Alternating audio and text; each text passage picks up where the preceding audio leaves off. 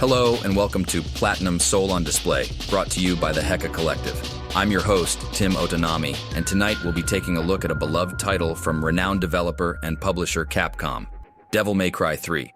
The Devil May Cry series has long delighted fans of crazy games and the stylish action game genres, and Devil May Cry 3 is widely considered an entry into the series that doesn't disappoint. Let's head back to 2005 and take a closer look at what this game is all about. Prepare to be immersed in a world where fast-paced action takes center stage, where every move carries an electrifying intensity that pulses through your veins. Devil May Cry 3 weaves a tale of brotherhood, betrayal, and redemption. Our protagonist, Dante, a charismatic and enigmatic demon hunter, graces the screen with his rebellious spirit and unparalleled combat prowess. His journey, fraught with danger and personal demons, unfolds in a captivating narrative that keeps you on the edge of your seat, eagerly awaiting the next twist and turn. Step into a world that seamlessly blends the realms of darkness and light, where every setting is meticulously crafted to create a visually stunning experience. From eerie Gothic castles to sprawling industrial landscapes, each location is rich with detail, inviting exploration and uncovering hidden secrets. But it is in the heart-pounding battles that Devil May Cry 3 truly shines. The combat system is a masterpiece of its own, offering a depth that rewards skillful mastery. Every strike, every combo, every acrobatic maneuver can be strung together in a symphony of destruction, leaving you feeling invincible and hungry for more. And what would an epic adventure be without a memorable cast of characters? Devil May Cry 3 presents a colorful ensemble, each with their own motivations and inner demons.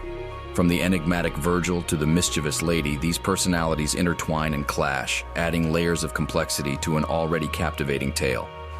Released in 2005, Devil May Cry 3 carved a permanent place in gaming history. Its influence can be felt in subsequent titles, shaping the action genre as we know it today. The game's legacy lives on, its impact still reverberating through the industry, a testament to its enduring quality. Devil May Cry 3 is a symphony of action, narrative, and style. Its intricate gameplay, compelling characters, and atmospheric world make it an experience like no other. In just a moment, we'll be joined by the producer and creator of the Platinum series, who will give us a few more details about Devil May Cry 3.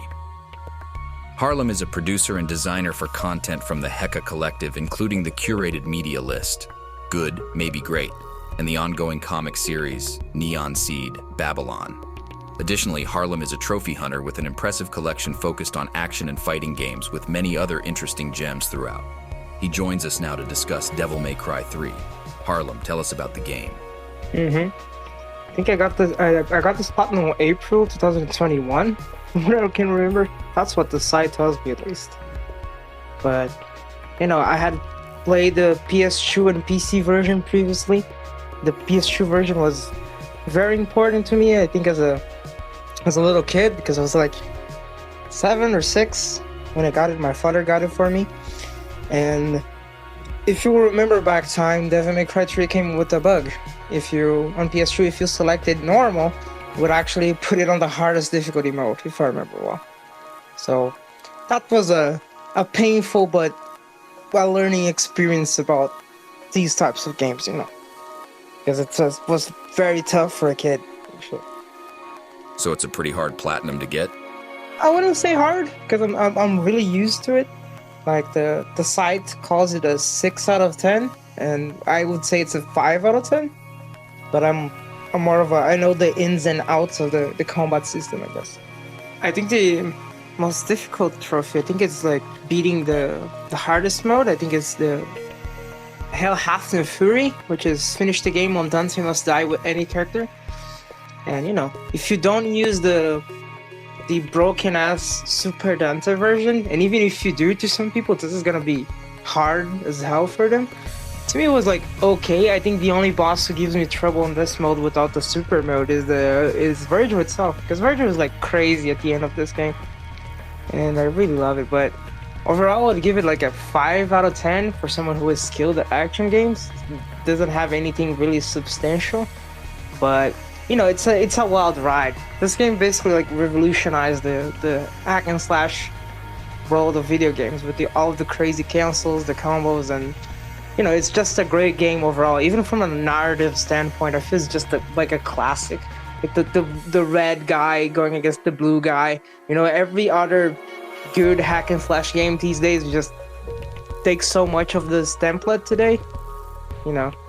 So to me, it's just like an amazing game. I think it took me 50 hours to plot this game. You must do like the Bloody Palace mode, which is climbing all the 999 levels of the Bloody Hell, which, not that hard if you know what you're doing and stuff. Achieving every S rank in every mission on in any difficulty is also okay. You just need to know where the orbs are to get the orbs best rank, and that's pretty much it, from difficulty and time for this game, I feel. Where would you say this game falls in terms of difficulty compared to similar games?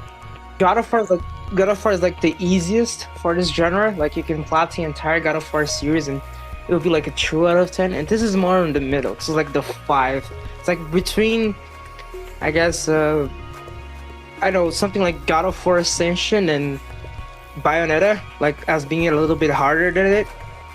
And I think that's it. Like, for difficulty wise, I think someone who plays God of War and wants to get a little bit better in the genre, they can try this out. But this is less about like being like gory and violent and more about being stylish and stuff. Because like Dante killing enemies is not the main purpose here. It's like you style on them, you humiliate them. That's his whole shtick, his whole gimmick. Is being like a crazy boy who surfs on enemies, basically. Let's talk about the series overall. If you're playing through the series, where would you place this game amongst the other entries? Is it worth going back to? I think it's worth getting back to. Even with Devil May Cry 5 out, I still come back to this game every now and then to just like blow some steam off. Because, some other games can be stressful, and I find this to be like the paradise of hack and slash. You just go in, you pick a stage, you pick a weapon, and you go. And it's so fun to redo the stages. Even though they are very obviously recycled for budget purposes, for budget issues, it's still a blast to play in every single way, in every single aspect of it. And, like ranking it for platinums, I think it's like maybe it's in the middle, because there's way easiest platinums to get on this series than this one. I think the second game is a garbage game, and it's a way easier game than this, because you just hold square. Like, literally, Devil May Cry 2 is that bad. And DMC Devil May Cry is also very easy, but kind of grindy. And, Devil May Cry 1 is a little bit harder than Devil May Cry 3, I feel.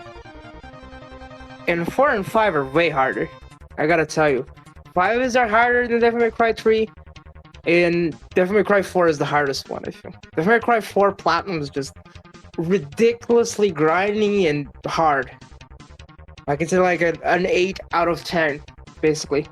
And it's just like so much insane shit on Devil May Cry 4. Because like you need to beat the game, I think, in every difficulty mode with every character and get S rank with everyone. So that takes a while. Takes a long ass time to get that. I don't really like Devil May Cry 4 that much. In 5, I'm like kind of good game, but it's not as legendary as 3, I feel. It's not for me. More of a Ninja Gaiden person, I feel, for harder games of this genre.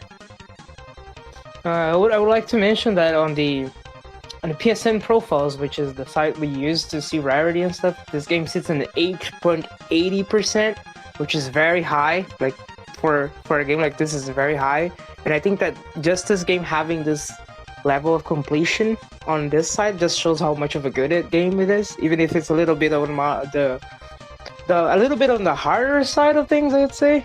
It's an 8.80% on a platinum side. That just is a testament to how good this game is. This is like a phenomenon with very good games like Bloodborne. Bloodborne is at 20%, and it's on the harder side of things. And I just think that shows how good the game is. If a game is harder than usual and people are still getting the platinum trophy, is because it's a good game. In this case, it's like a 3.1% on normal PSN, which is an ultra rare, and of course on the PSN profile sites is an 8.80, which is a very rare. So I guess that's a testament of how good this game is. People really want to platinum this one. Well, thank you so much, Harlem, for your time. We'll see you on the next one. That's all for this edition of Platinum Soul on Display. If you'd like to keep up with Harlem, you can follow him on Twitter at Harlem_Mahis. You can find me over on TikTok at Good May Be Great. As always, you can find all of the projects from the Heka Collective at heka.uwu.ai. Take care, and we'll see you around the net.